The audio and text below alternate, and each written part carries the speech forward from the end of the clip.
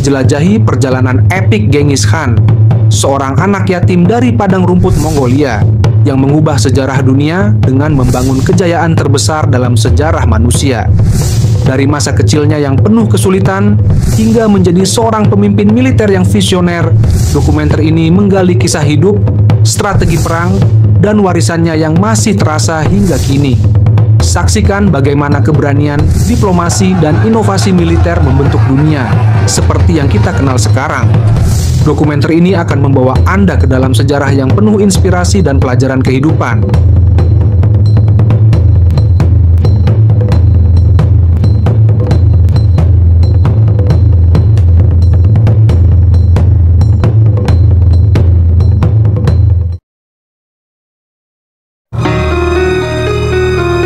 Di tengah keheningan padang rumput Mongolia yang luas, lahirlah seorang anak yang kelak akan menggemparkan dunia. Ia adalah Temujin, anak dari kepala suku kecil yang harus menghadapi masa kecil penuh cobaan dan penderitaan. Temujin adalah seorang pendiri dan pemimpin Khan pertama Kekaisaran Mongol. Ia menghabiskan sebagian besar hidupnya untuk menyatukan suku-suku Mongol dan kemudian memimpin serangkaian kampanye militer yang menaklukkan sebagian besar wilayah Tiongkok dan Asia Tengah.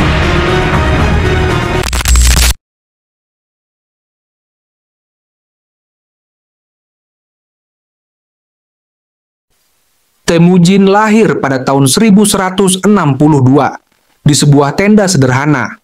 Nama Temujin diberikan untuk menghormati seorang pemimpin suku musuh yang baru saja ditaklukkan oleh ayahnya, Yesugeye, seorang kepala suku klan Borjigin yang disegani. Sejak kecil, Temujin sudah dilatih keterampilan bertahan hidup di lingkungan keras Mongolia. Ia belajar menunggang kuda, berburu, dan memanah, kemampuan yang kelak menjadi dasar kekuatannya.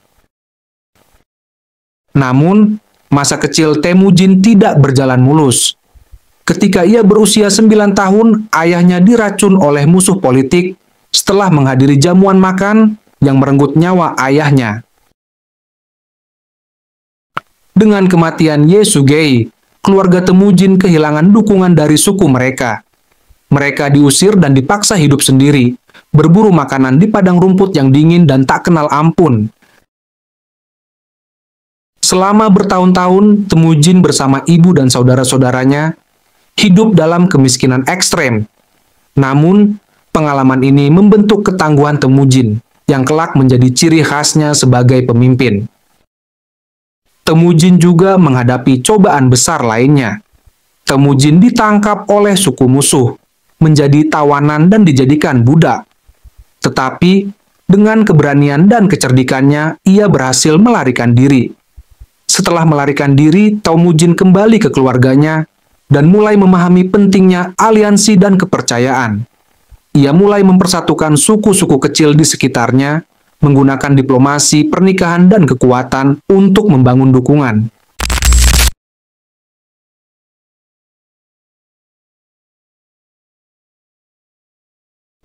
Langkah pertama Temujin menuju kepemimpinan adalah membangun persahabatan. Ia memahami bahwa untuk bertahan hidup di Mongolia yang keras, ia harus mempersatukan suku-suku yang terpecah belah. Salah satu langkah pentingnya adalah menikahi Börte, yang tidak hanya menjadi pendamping hidupnya, tetapi juga memperkuat posisinya secara politik. Namun, kebahagiaan itu tidak berlangsung lama. Börte diculik oleh suku Merkits. Ketika Börte diculik oleh suku Merkits, Temujin menunjukkan keberaniannya. Dengan bantuan sekutunya, Jamuka dan Togrul, ia melancarkan serangan dan berhasil menyelamatkan Börte.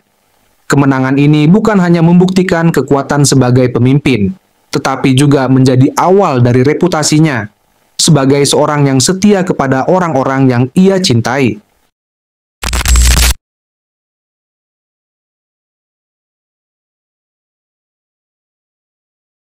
Pada awalnya, Temujin dan Jamuka bersekutu.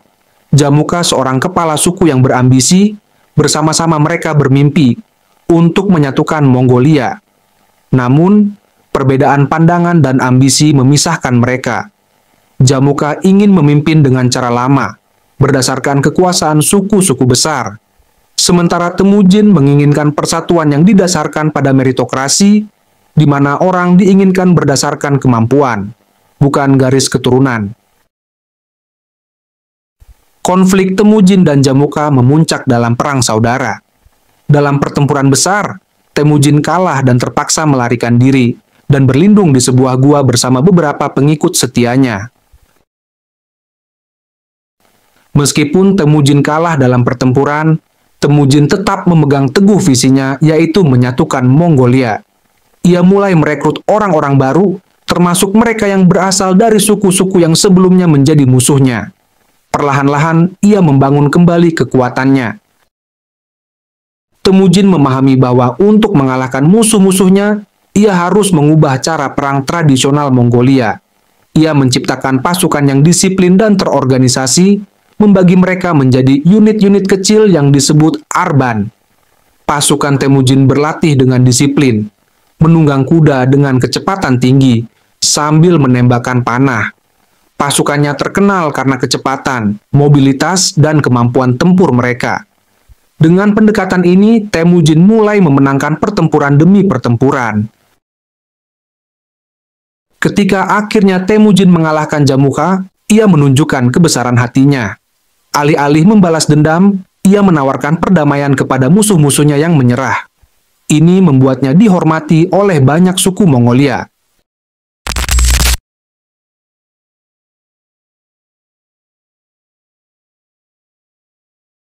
Pada tahun 1206, setelah bertahun-tahun perjuangan, Temujin berhasil menyatukan suku-suku Mongolia yang selama ini terpecah belah.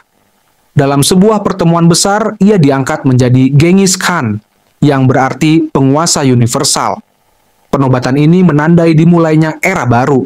Dengan visi besar dan pasukan yang kuat, Genghis Khan memulai misi untuk menaklukkan dunia. Setelah menyatukan suku-suku Mongolia di bawah satu bendera, Genghis Khan memulai misi besar yang akan mengubah wajah dunia. Dengan strategi militer yang inovatif dan visi yang tak tergoyahkan, ia memimpin pasukannya menduduki wilayah Asia Timur hingga Eropa.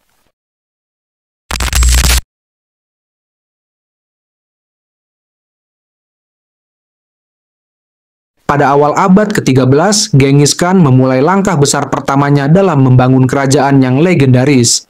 Sasarannya adalah dinasti Jin, kekuatan besar di Tiongkok Utara yang telah lama menjadi ancaman dan sumber konflik bagi suku-suku Mongolia. Dinasti Jin yang didirikan oleh bangsa Jurchen adalah salah satu kerajaan paling kuat di Asia Timur. Dengan kekayaan yang besar dan pasukan yang terlatih, mereka seringkali memandang rendah suku-suku pengembara seperti bangsa Mongol.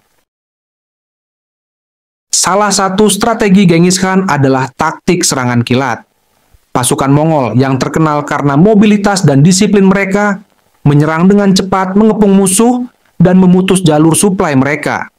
Genghis Khan melihat kelemahan di balik kekuatan Jin. Konflik internal dan pengelolaan wilayah yang buruk membuat kerajaan itu rentan terhadap serangan yang terorganisasi. Dengan keberanian dan strategi, Genghis Khan memutuskan untuk menyerang. Genghis Khan juga tidak ragu untuk mengadopsi teknologi baru. Ia merekrut insinyur dari musuh yang ditaklukkan untuk membuat pengepungan mesin, memungkinkan pasukannya menguasai kota-kota besar. Dengan kecepatan dan koordinasi yang luar biasa, mereka menghancurkan pertahanan lawan, membuat para prajurit Jin terkejut. Strategi Mongol yang menggabungkan serangan langsung dengan perang psikologis menyebabkan ketakutan di kalangan rakyat Jin. Banyak kota yang menyerah tanpa perlawanan, ketakutan oleh reputasi Mongol yang brutal. Setelah berbulan-bulan pengepungan, pasukan Mongol akhirnya berhasil menembus tembok Jongdu. Pertempuran berdarah terjadi di dalam kota, tetapi pada akhirnya pasukan Jin tidak mampu bertahan.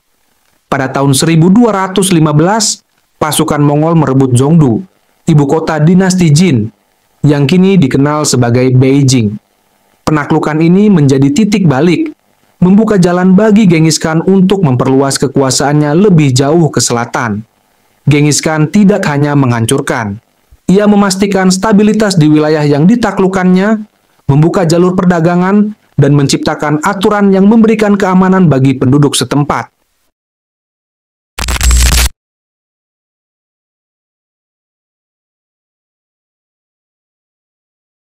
Setelah menguasai Tiongkok Utara dengan menduduki dinasti Jin, Genghis Khan mengalihkan perhatiannya ke barat, Asia Tengah. Dengan kekayaan dan posisinya sebagai pusat perdagangan di jalur sutra menjadi target berikutnya. Namun, perjalanan ini bukan sekadar tentang penalukan.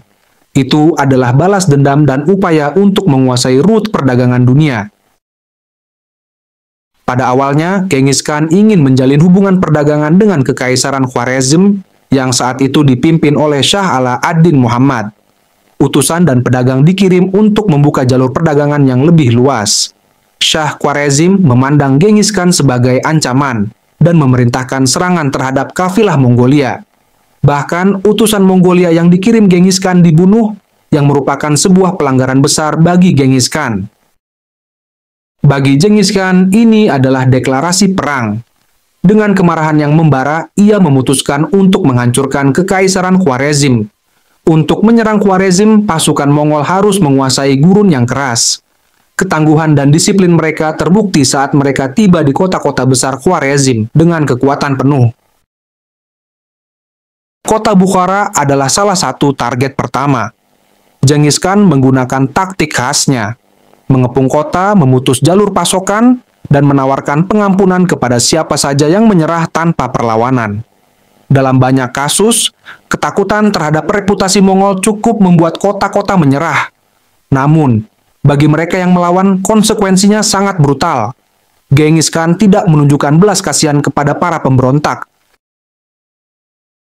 Dalam waktu singkat, kota-kota besar seperti Samarkand dan Urgench jatuh ke tangan Mongol. Mereka tidak hanya menguasai wilayah ini, tetapi juga menghancurkan infrastruktur musuhnya untuk memastikan tidak ada ancaman yang tersisa. Sementara itu, Shah Khwarezm tidak mampu menghadapi serangan Mongolia. Ia melarikan diri ke pulau kecil di Laut Kaspia, meninggalkan rakyatnya untuk menghadapi kehancuran. Dengan jatuhnya Khwarezm, Genghis Khan menguasai sebagian besar Asia Tengah. Invasi ini membuka jalur sutra, memungkinkan perdagangan antara timur dan barat berkembang tanpa hambatan.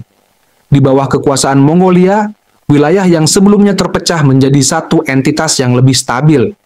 Ini memfasilitasi pertukaran barang, budaya, dan teknologi antara dunia timur dan barat. Invasi ini juga memperkuat kekuatan ekonomi dan militer Mongolia, memberikan mereka sumber daya untuk ekspansi lebih lanjut ke Persia, Rusia, dan Eropa Timur. Invasi ke Asia Tengah adalah salah satu pencapaian terbesar Genghis Khan. Dengan keberanian, kecerdasan, dan strategi yang tak tertandingi, ia menghancurkan musuhnya dan membuka jalan bagi Kekaisaran Mongol untuk menjadi kejayaan terbesar dalam sejarah. Di bawah kepemimpinannya, Kekaisaran Mongolia meluas dari Asia Timur hingga Eropa Timur, mencakup lebih dari 33 juta kilometer persegi. Ia tidak hanya menaklukkan, tetapi juga membawa reformasi dalam perdagangan, hukum, dan administrasi. Di bawah kepemimpinannya, Kekaisaran Mongolia meluas dari Asia Timur hingga Eropa Timur, mencakup lebih dari 33 juta kilometer persegi. Ia tidak hanya menaklukkan, tetapi juga membawa reformasi dalam perdagangan, hukum, dan administrasi. Genghis Khan wafat pada tahun 1227, tetapi warisannya terus hidup. Kekaisaran yang ia bangun menjadi penghubung utama antara timur dan barat, membuka jalan untuk perdagangan global dan pertukaran budaya. Meski sering dianggap sebagai penakluk brutal, Genghis Khan juga dikenang sebagai pemimpin visioner yang menyatukan dunia yang terpecah-pecah. Warisannya adalah pelajaran tentang ketangguhan, inovasi, dan keberanian untuk bermimpi besar.